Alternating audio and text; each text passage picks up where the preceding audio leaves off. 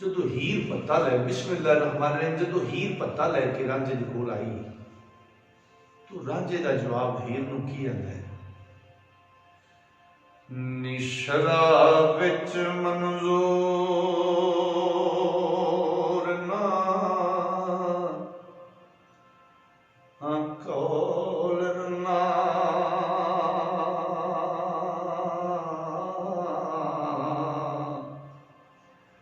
रांझा हीर नूं आख सुना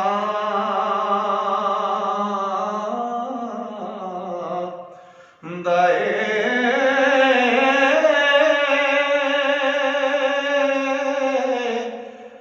मकर रन दे जेड़ना मकर कोई ओ रब विच कुरान फरमांदा है,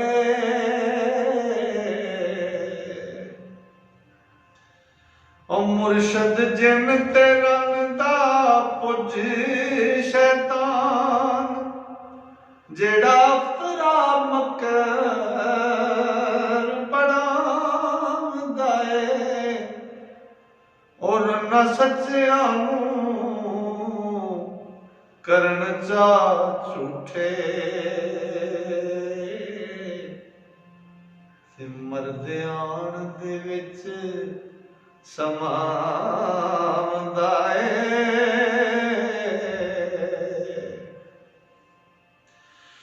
रन्ना मुंडिया पोस्तियां पंगियां दा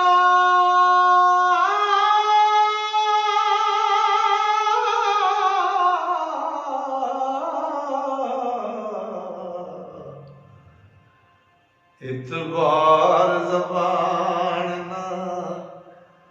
आमदा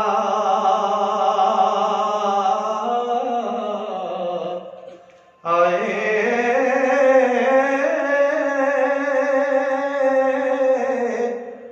वारिस शाह जे कौल ते दे पारा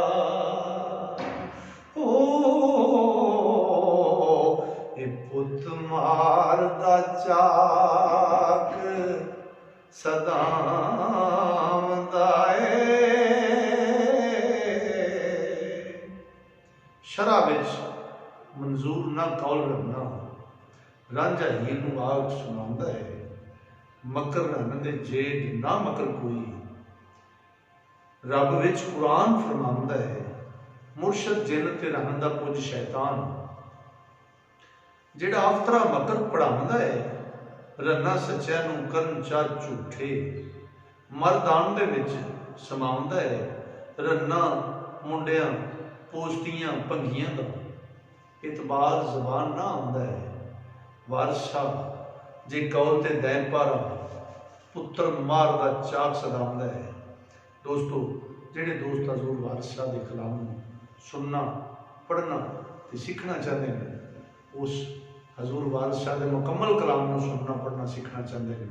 वो साडे इस चैनल नूं सबसक्राइब करन ते टली दे मीटर नूं जरूर दबा लिया जी ताकि हर नवीं आने वाली वीडियो तुहाडे तक पहुँच सके। अस्सलाम वालेकुम।